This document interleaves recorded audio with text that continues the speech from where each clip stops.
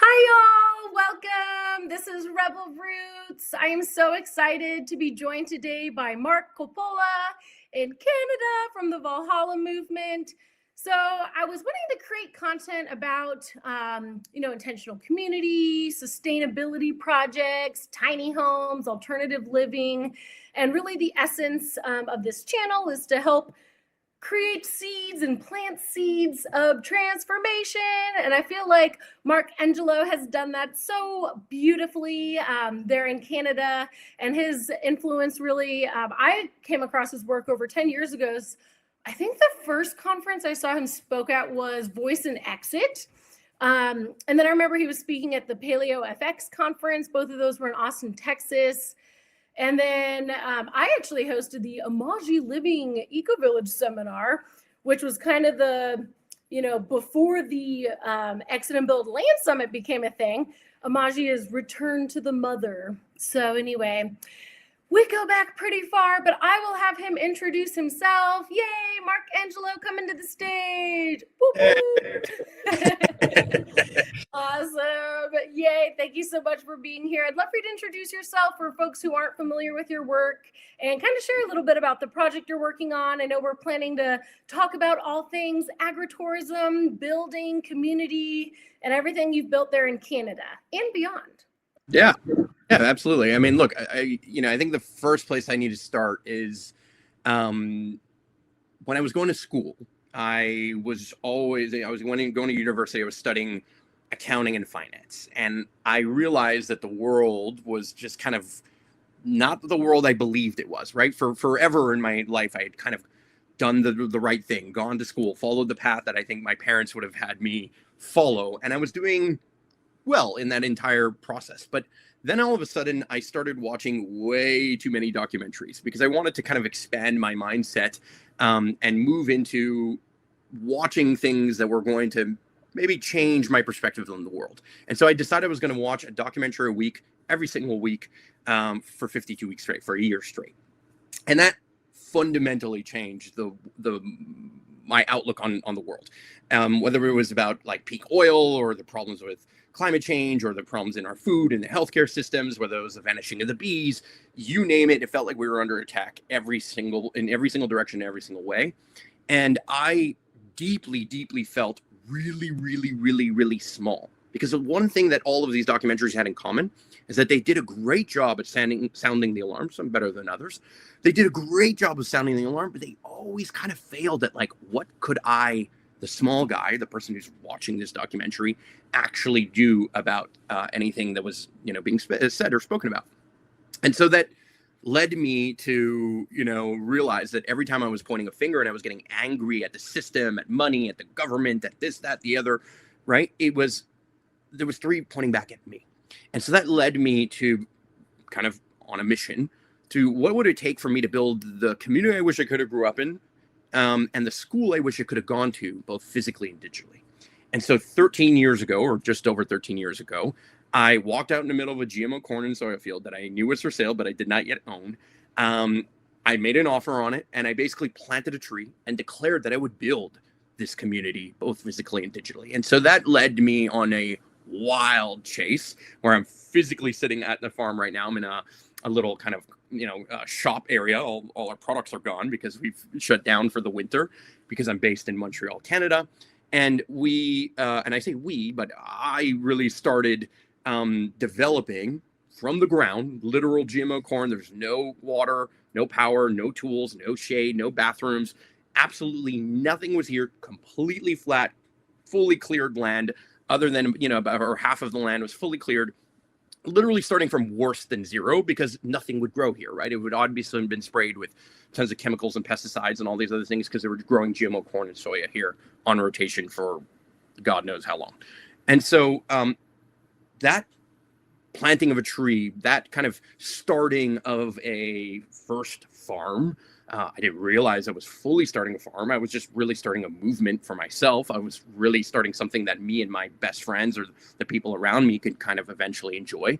And I realized to some degree the path that I was going to be on, but not fully. And I really just started to develop and learn, not having heard anything about permaculture or market gardening, not having had any experience in building physically anything. We ended up building an Earthship as our first building here, which was a building, or is a building, built out of tires, recycled bottles, cans, recycled materials, all these other things.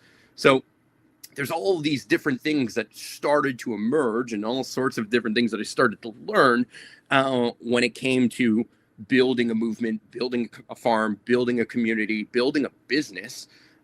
That's something that has always been at the kind of fundamental core of what I do. Now, on the other half of that equation, right, as I was kind of learning how to build this movement, build this farm, I was also an entrepreneur, and I was learning about marketing. I was learning about, building a movement online. What does that look like to do that? And as I built that, I built an online school called Superhero Academy, which did really well, and was a journey in and of itself. I custom coded all kinds of different things. I've worked with all kinds of entrepreneurs from all over the world. I've traveled the world speaking at different events, which is where I met Rebecca and many other amazing souls along my journey.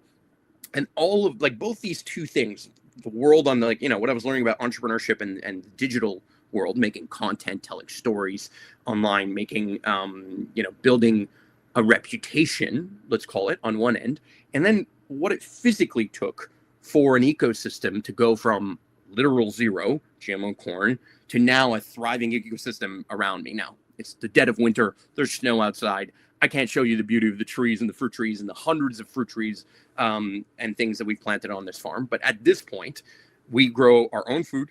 We have our own fruits and veggies. We have our own, eggs from our own chickens. We have our own meats from our own animals. I mean, I found a way, alongside of many, many, many others who have joined me in this mission now, to kind of build the life I was once dreamed of. And so our mission now is not only building this community, let's say for myself and for the immediate people around me, but what would it look like to kind of achieve Dunbar's number, right? Like, what would it look like if we built and scaled a community on this 88-acre property to actually service and support 150 people? Now, the goal here is not to separate from the entire world all the time, although when I started, there was a little bit more of that renegade, rebel-like mentality for sure. But we're 20 minutes outside of downtown Montreal. So we're one of the closest eco-villages, farm communities, farm-based communities, intentional communities. I would say we're well past the idea of intentional. This is the end of our 13th season. We've made it. We've survived the 5-year hump that many, startups or many communities tend to fail at. And we're now a full-on community. There's a bunch of people who come and participate here. We're kind of like a co-op, and I say kind of like a co-op because we're not a co-op. We actually started as a nonprofit, and then we went to a co-op, and now we're just individual entrepreneurs who have their individual productions. So, for example, somebody takes care of the chickens, I take care of the garlic, somebody else takes care of maybe the fruit trees or the flowers or the this or the that.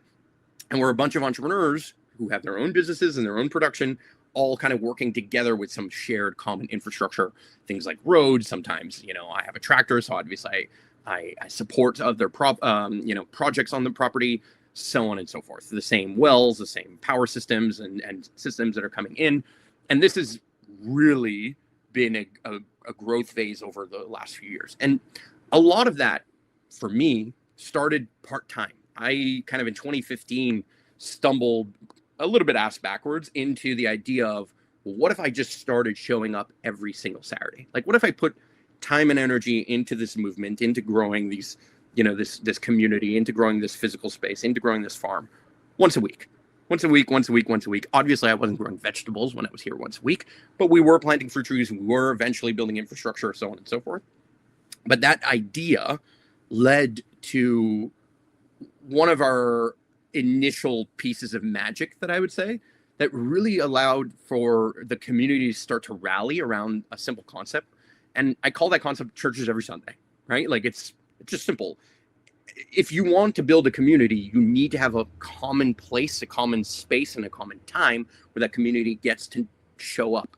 Not because they're invited, but because they know they're always invited, that there's an open kind of door policy, and that people could just show up. And so that led to a growing, sense and community. And then as COVID kicked off, right, as the pandemic kicked off, right before that, I decided I was going to start coming 2 days a week, and I was really going to invest even more time, more money, more energy, and I was going to really start growing the infrastructure, taking money away from my entrepreneurial career and kind of scaling everything that we were doing here on the farm, from the amount of garlic that we were growing or the amount of food that we were producing, from the amount of fruit trees we were planting every single year, to the amount of infrastructure that was going to be built on the property.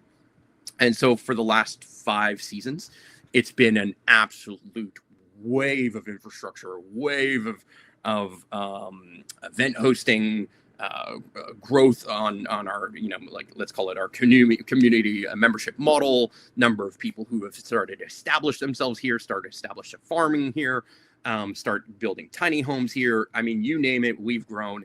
And now it's kind of culminating in a giant project that's literally being built right outside the doors of this space here, which I have not yet like fully shown or publicly, shared all the details of. But it's really culminating in more and more and more and more infrastructure for us to be able to host even more and more and more community, both on a permanent basis, but also during the season, or a more transient basis where people can come in, learn, host an event, participate in one of our pizza night Saturdays, where those Saturdays were not just volunteering on the farm, but then became volunteering and celebrating, or communing together, kind of finding ways to get to know one another, getting to know each other's strengths and weaknesses, supporting one another in different ways, and escaping just being a community surrounded by only a few people, but more, a lot of people show up on a Saturday and they're not here to see me. They have no care about what I'm doing, or they don't even know that I'm one of the people who is running the place, right? They just they show up and they're new, and they just follow, whatever their passions are. So some people are led into the gardens and are really passionate about the flowers. Other people are really interested in building, alternative building. And so they join any projects that are going on that way. And it's just it's been an organic process that's grown significantly, both digitally and physically. So that's where we're at.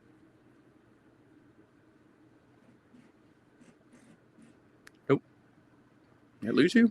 Oh, no, I'm here. Okay. Thank you. So I had to wrangle this one up. He's barking all over the place. So I ran off for a second to grab him and muted myself. But yeah, so I feel like there's a really cool, progression of the story of like planting the roots, like with the tree, like you set that intention, right? Acquiring the land, like these things take so many years to evolve. And then being realistic with like, how much time can I commit to this? Okay, is it going to be once a week? For right now, that's where we're at, then slow. Okay, let's get the trees first. Now we'll do the farming.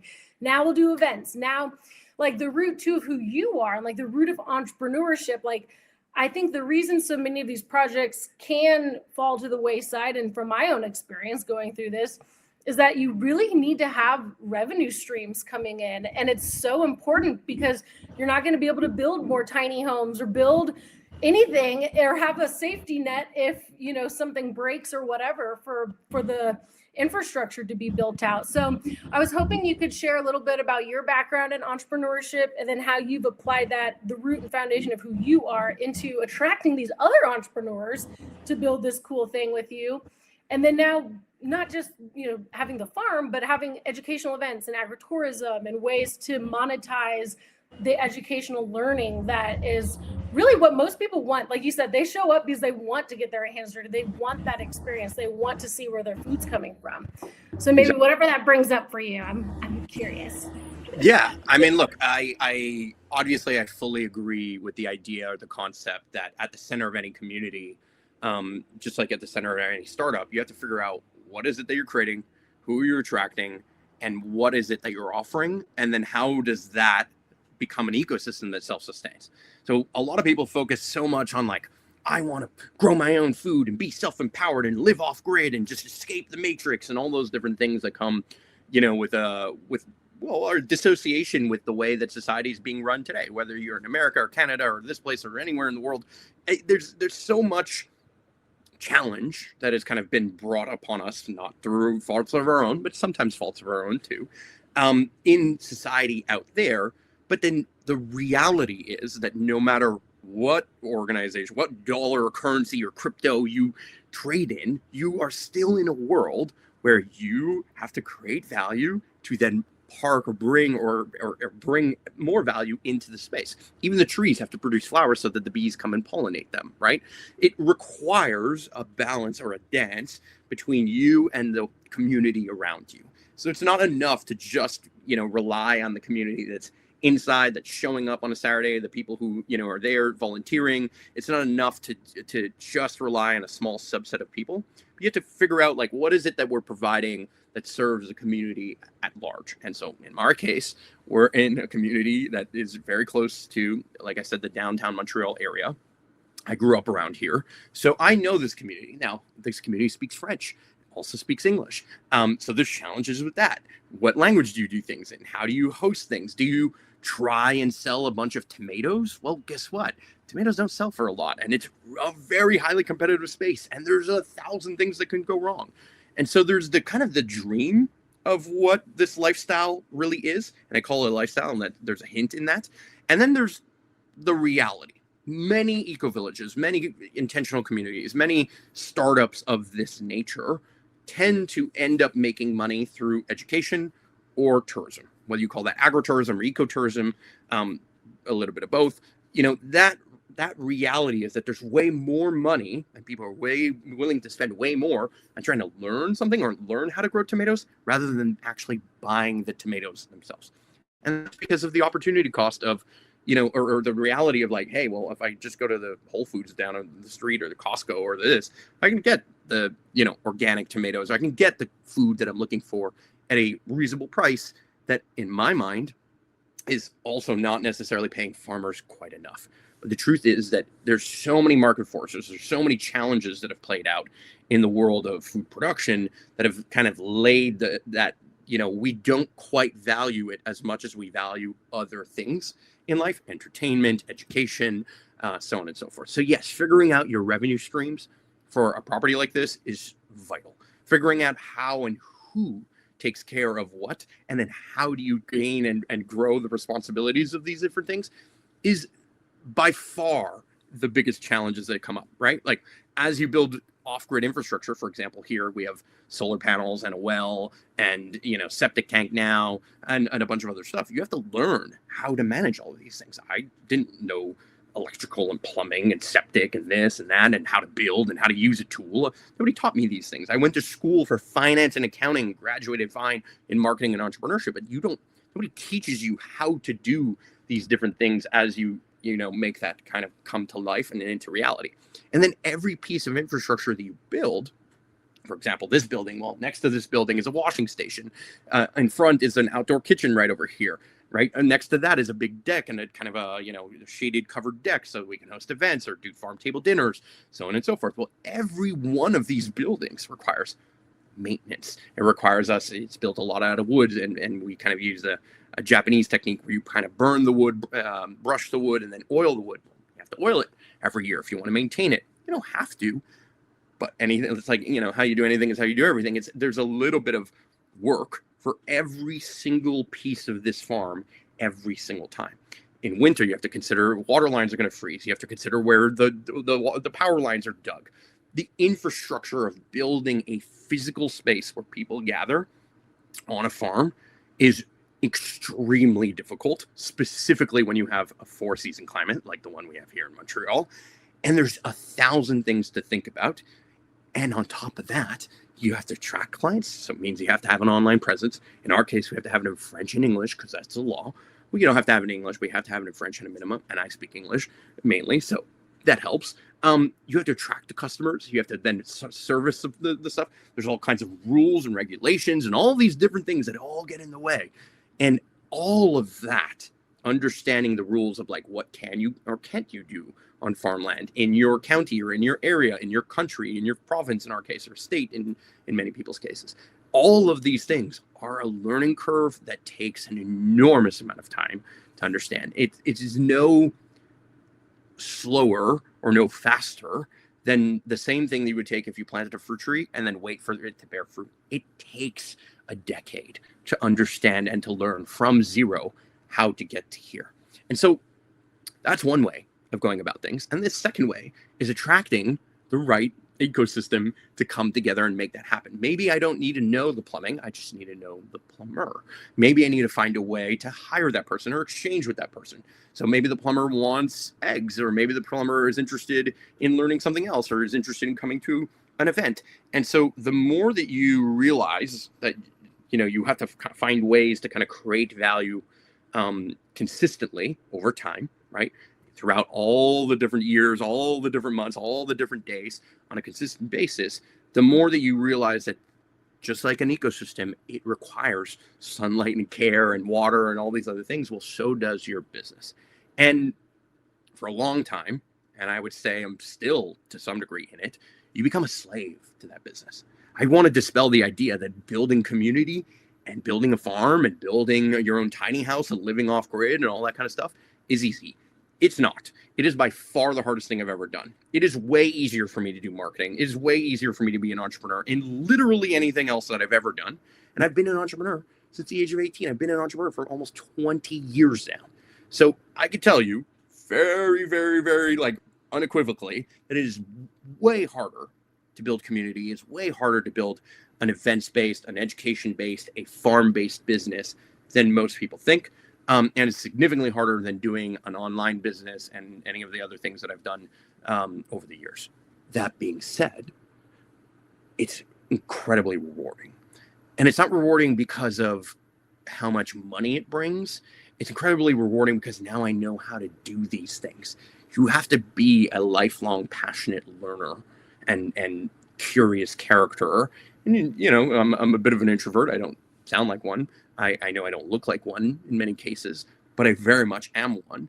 You have to learn how to become extroverted. You have to learn how to tell your story. You have to learn how to enroll people into the farm, into the story, into the mission, into the work that needs doing, not only on the high level, but on the day-to-day level, right? Like, what are we going to do today? Because on any given Saturday, when somebody shows up and it's their first time at the farm, I or others on the farm have to be ready to host these people, ready to say, this is what we're doing today, or this is what the food that we're going to go harvest or grow. These are the plants we're going to take care of. These are the things that we're going to do on a consistent basis.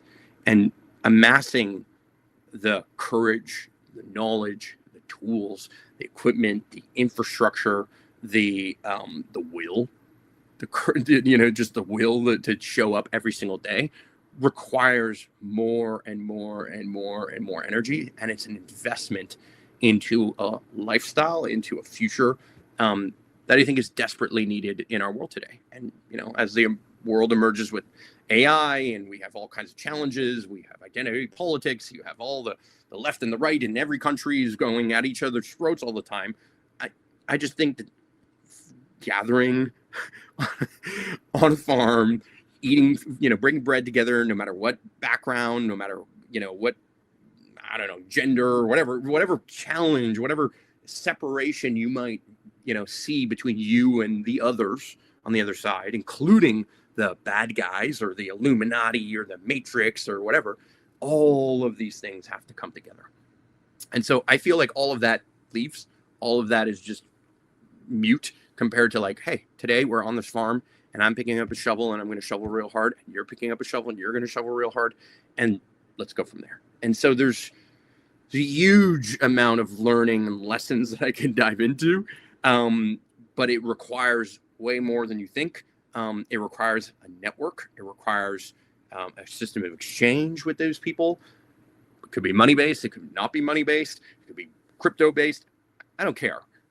All of it works. I've explored all of these different things. A lot of it is more of a distraction than it really is a solution in many cases. Because end of the day, am I providing something for you and you providing something for me? Or are we kind of exchanging in a way that makes this whole world go round, at least in the way that we have it configured today? And so, it's not that different than a normal business. It just requires a lot more thought. And generally, farming is a business that is a legacy business. That we have a crisis of young farmers here in Quebec, but also all around North America. There's very few farmers. The average age of a farmer here in Quebec is 56 years old. That means that they're supposed to be 10 years away, roughly, let's say, and that's the average age away from retirement. Almost every farmer I've met is older than me way older and generally, and they have millions of dollars worth of equipment, millions of dollars worth of land that nobody can afford. And there's rules that say that they can't split up these large parcels of land into smaller pieces of land for younger, smaller scale farmers to be able to even start.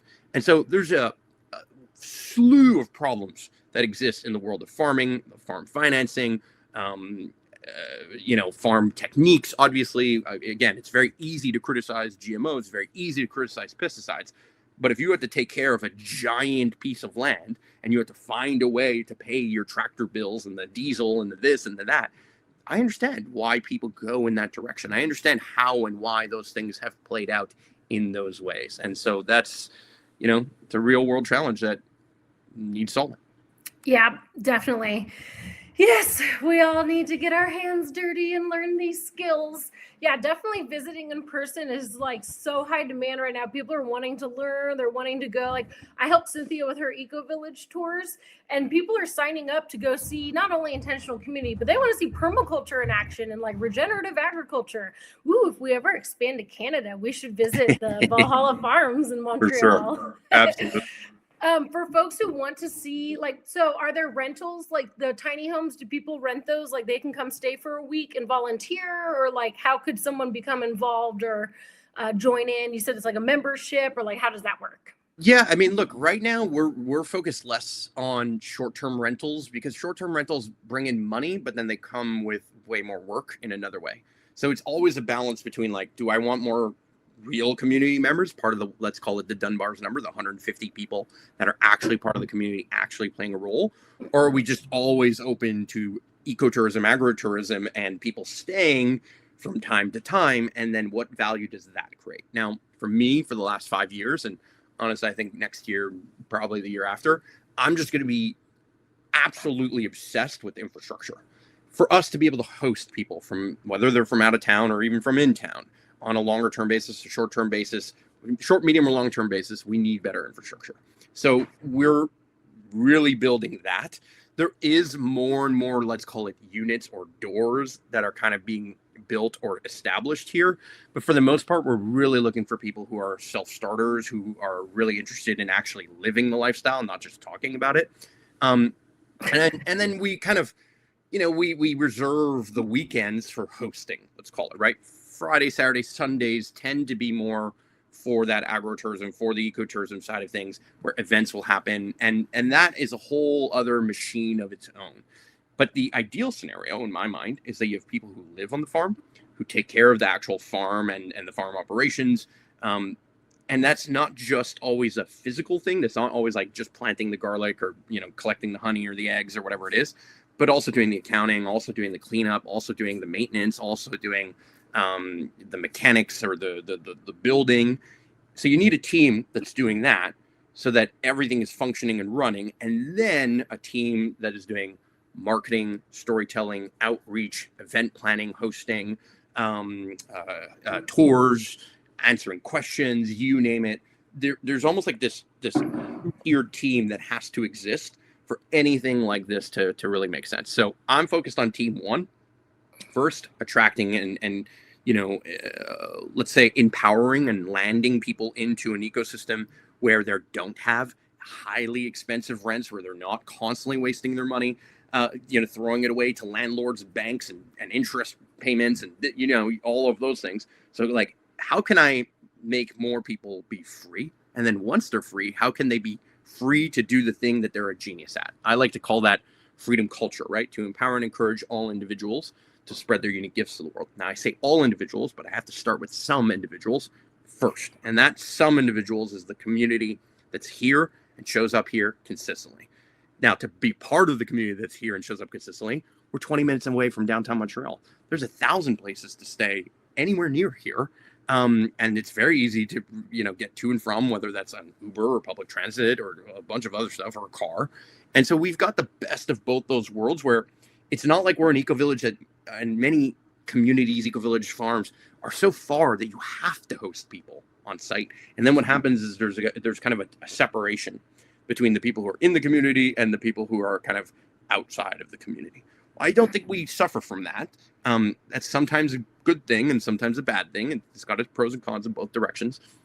But then what we're doing and what we're scaling next year, once I'm done this big, physical build project, is really going to be very consistent events, farm table dinners every Friday night, Saturday volunteer days, and pizza, kind of an open pizza concept, and then obviously doing something a little bit more chill, a little bit more health and wellness, spa day, maybe a brunch every Sunday. So that's kind of the pattern that I'm aiming towards. I have to build more infrastructure for that to be really robust and powerful.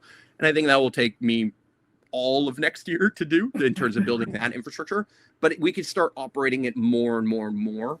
And we have been operating it with a little bit of it's almost like we're building it during the week and then operating on the weekend.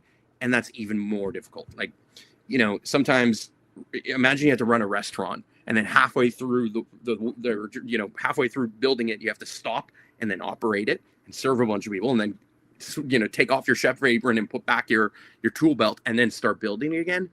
That's a little bit of where we've been at. We've been juggling those different things. That worked. We were able to prove we can host events, we can make money doing these types of things. But to do that at scale, to do that in a comfortable way, to do that where people don't have to go to a compost toilet because they don't know what a compost toilet is and they'd rather a flush toilet, it requires more and more and more resources, more and more money, more and more planning, and more talent, again, on site to take care of all of those things. So I think that reality is shifting now.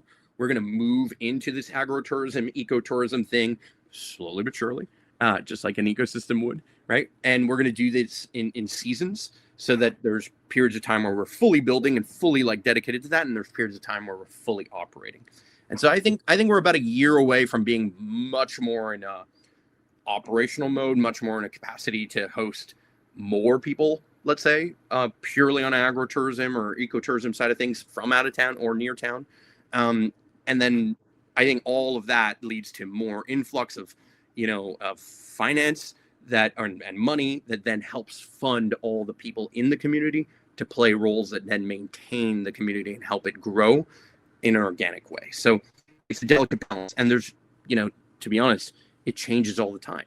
During COVID, everyone loved us. Everyone was like, oh my God, this is the only place I can go to. I mean, you got to remember, in COVID, particularly here in Quebec or in the Montreal area, we had curfews, we had lockdowns, we had all these different things. We were the only place that was able to be, open because we were essential services. And so we made a wave culturally, hey, we don't care what the hell's going on out there. We're going to just be farming over here. We're going to be building infrastructure over here. We're outside. I mean, and we just accepted that whoever wants to comes. You want to stay home and be safe, stay home and be safe. If that's what you wanted, you know what I mean? But we were just unapologetically building the community.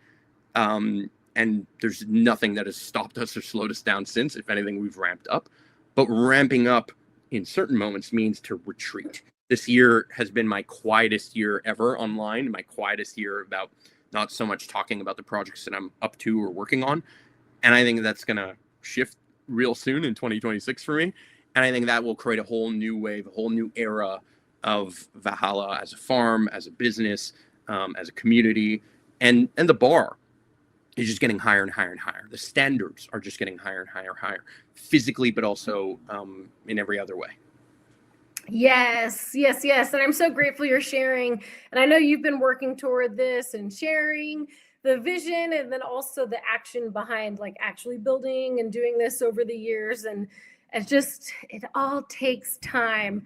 So thank you for this today. Do you have closing thoughts or anything that I was going to ask you about the Dunbar number, because not everyone knows what that means. But so the 150 people is this is the where people on a first name basis. And exactly. So essentially, to build community, or what does community building really mean, is the way I see it is that community is about scaling trust, right?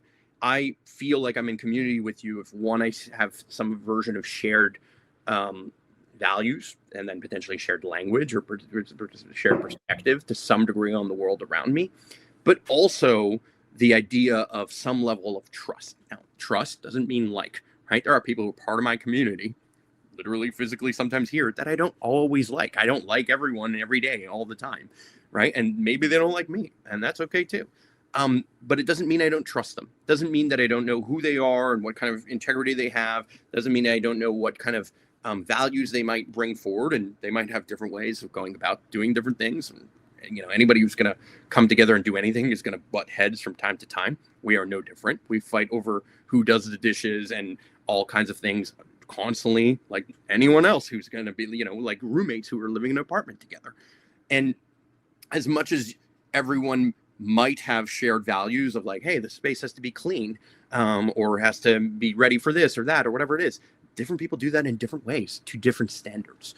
And so inherently, Dunbar's number is studies that they were doing on Native American tribes here in North America, but also all around the world. It's like, at what point does a community scale and scale and scale to the point where it gets so far past the trust bonds, let's call it, that are normally formed, that it starts to separate and fractal into smaller communities that then eventually scale again, and then fractal, and so on and so forth, right? So, we all have a sense of community that comes with, a community towards our country.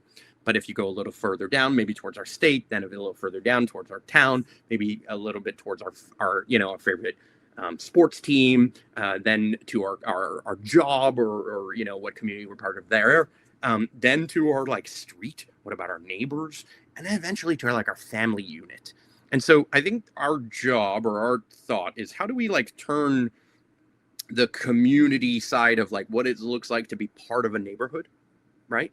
And build a community around something like that, where we get to know each other. We get to, have different skill sets in different ways. Some of them are overlapping, some of them are mirroring each other, but we're building a community that actually, you hear the adage, it takes a village to build, or to raise a child. Well, it takes a village to build a village and to maintain a village. So somebody has to do all of these different things. And that magic number for us, and just, it's more of a goal than it is a fixed number, is how do we get to 150 people? How does this sense of what this place takes to run, how can this door be open to everyone who comes, yes, on a volunteer Saturday, but to very specifically to the 150 people who are here making this community a thing? And so people ask me, the next question I always get is, how many people are you now? And the answer is a ever evolving, fluctuating number. I mean, how many people are on a cold winter day right before Christmas? Not as many as when it's midsummer, right? But I would say that we're about a 30-person community. There's about 30 people who are very much part of the gravity of a place like this, some of which are here, permanently, constantly here every day, some of which come, maybe once a week or maybe once a month, and some of which come sparingly, but are definitely still part of the community in other ways. So it's hard to say where that is or isn't. It's an ideal to some degree, and we have to build the infrastructure for these 150 people, not only to be able to feed and house them, but also to think about, again, the infrastructure of power, of water, of all of these other elements that make a community like this thrive, without, again, being completely disconnected from the rest of the community. Look, we still have internet, right? I didn't invent the internet. I'm not beaming the internet from some portal somehow. I have to figure out how to, play within the community that I'm a part of, so to speak. Yes. Yeah. All the logistics. That's the fun part. Yep. Yep.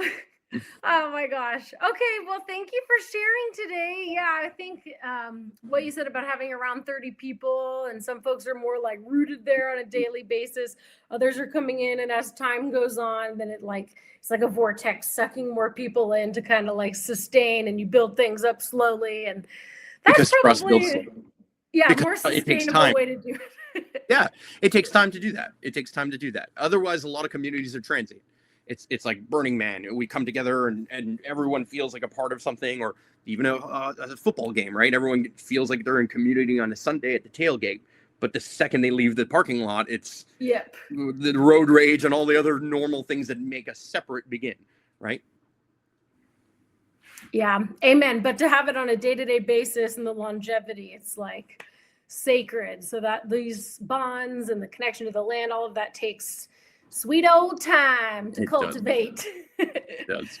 Yes. Well, and I'm glad you shared too about entrepreneurship and agritourism because, yeah, that's something I learned too. Like in Texas, we had the 10-acre homestead Radical Roots Ranch. We had at our peak 13 people living out there.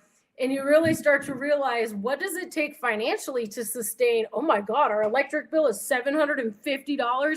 Oh yeah, a fifth wheel that's on a 50 amp is going to cost this much to heat or cooler. It was really air conditioning Mm-hmm. in the summer. Oh, it's this much water. Oh, like all these little things I was just kind of not thinking about until. So it's like, oh crap, we need to make more money on this property. What are we gonna do? Da, da, da, da, da. And so yeah, the pre-planning and looking at and projecting ahead instead of like diving in head first is probably a better strategy. It definitely is, but it's hard to know. It's hard to know how to even pre-plan on any of those things when most people are starting without having any experience running or managing anything of this nature, right? So you learn along the way and you find solutions to those things over time, and none of them are perfect. And the more people there are, the more constant agreements that need to be held, maintained, updated, or sometimes shifted or ended. And so you know what I mean? Like there's a plethora of challenge that comes with all of those things. And add 4 seasons, and if you think the electric bill is heavy when you're air conditioning, it's way heavier when you heat. And so you shut down in certain moments, do certain buildings shut down? What efficiency standards do you have to have, or what's fair? Oh, well, my tiny house is only 100 square feet and the others is 300 square feet. So maybe they're heating more and they're using more, and that creates challenge. So there's 1,000 little challenges. Variables. Yeah. Yeah, exactly. Well, I want to share the website. I'll put it in the description. So Valhalla Farms Movement, you can see this is a 90-acre property, right? Yeah, just So under it's 98. substantial. And you have other parcels, like you said, in Vermont. But this obviously the focus is Canada right now. I've been working on other projects in different parts. I've traveled the world and visited all kinds of different, intentional communities, eco villages, whatever you want to call them. And I've worked on some projects in Italy. I'm working on some projects in Costa Rica. I've worked on projects in Mexico and in America. So I've got a couple of I'll call them brother sister type projects that I'm working on.